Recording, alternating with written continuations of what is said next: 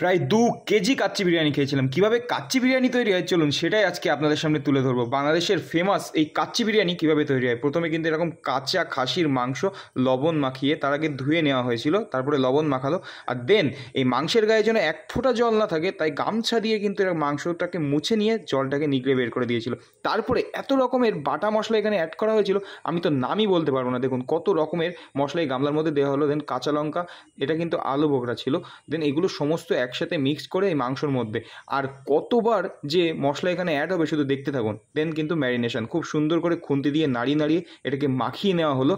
এরপরে কিন্তু সোজা টক দই, বেশ কোয়ান্টিটিতে কিন্তু এখানে টক দই চলে গেল। আর এই টক দই দিয়ে আবার ম্যারিনেশন বেশ সুন্দর করে কিন্তু খুন্তি দিয়ে নাড়িয়ে নাড়িয়ে মাখানো হলো। আমি শুধু ঘন্টার পর ঘন্টা দাঁড়িয়ে এই মাংসটা মাখানো দেখেছি। আবারও কিন্তু বেশ কিছুটা বাটা মশলা চলে আসলো। এখানে অনেক রকম মশলা একসাথে ছিল, আমি কিছুই নাম বলতে পারবো না। একসাথে অনেক কিছু মেকিং কিন্তু এখানে তৈরি হচ্ছিল, দেখাতে পারলাম আপনাদের সামনে।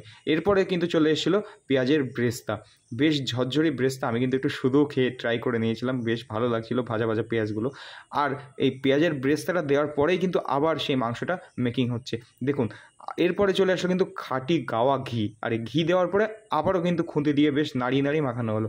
আর উপর দিয়ে একটু চিনি দিয়ে বেশ সুন্দর করে মাখিয়ে একদম প্রায় 1 ঘন্টা এইভাবে হাঁড়িতে কিন্তু চেপে দিয়ে ঢেকে রাখা হলো। আর এইদিকে চলে আসলো কিন্তু চালের প্রসেসে। চালটা কিন্তু গোবিন্দভোগ চাল, আমাদের এখানে যে গোবিন্দভোগ চাল পাওয়া যায় ছোটো চাল। আর এই দেখুন আটা মাখা হচ্ছে। কেন যে এই আটাটা মাখা হচ্ছে সেটা কিন্তু কমেন্টস করতে ভুলবেন না। আর এদিকে জলটা গরম করতে দেওয়া হয়েছে তেজপাতা গরম মশলা দিয়ে। আর এই যে মাংসটা কিন্তু খুলে এর মধ্যে একটু গুঁড়ো দুধ দিয়ে দেওয়া হলো। আর এই যে তার উত্তর হচ্ছে এই আটা মাখাটা হচ্ছিলো এই ঢাকনাটা লাগানোর জন্য। আচ্ছা, চালটা খুব সুন্দর করে সিদ্ধ করে নেওয়া হলো, বেশ ভালো করে কিন্তু সিদ্ধ করে নেওয়ার পরে নেটে ঢেলে নেওয়া হয়েছে। আর এই চালটা চলে যাচ্ছে কিন্তু এবার সেই ম্যারিনেশন করা খাসির মাংসের মধ্যে। অর্ধেকটা কিন্তু ম্যারিনেশন করতে করতে মাংসটা সিদ্ধ হয়ে গেছে উইদাউট আগুন, কোনো আগুন ছাড়াই। আর এদিকে কিন্তু দুধ আর ঘি নিয়ে রেডি। এবার চাল দেওয়ার পরে কিন্তু খাঁটি গাওয়া দুধ, আর তার সাথে চলে যাবে খাঁটি গাওয়া ঘি, কোনো কথা হবে না। আর লিমিটেড, কোনো কথা হবে না। বেশ সুন্দর পরিমাণ মতো কিন্তু দেওয়ার পরে খুব সুন্দর করে আটার সেই খামিটা দিয়ে ঢাকনাটা লাগিয়ে দেওয়া হলো।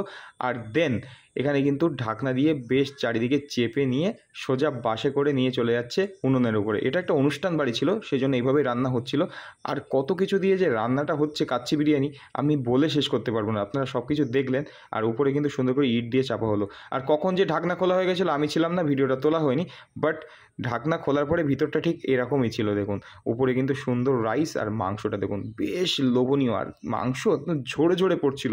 আর স্মেলটা কি বলবো গাইস, জাস্ট দুর্দান্ত। আমাদের এখানে যে পাক্কি বিরিয়ানিগুলো হয় তার থেকে সম্পূর্ণ ডিফারেন্ট গোবিন্দভোগ চালের। এই যে নিয়ে দাঁড়িয়ে পড়েছি।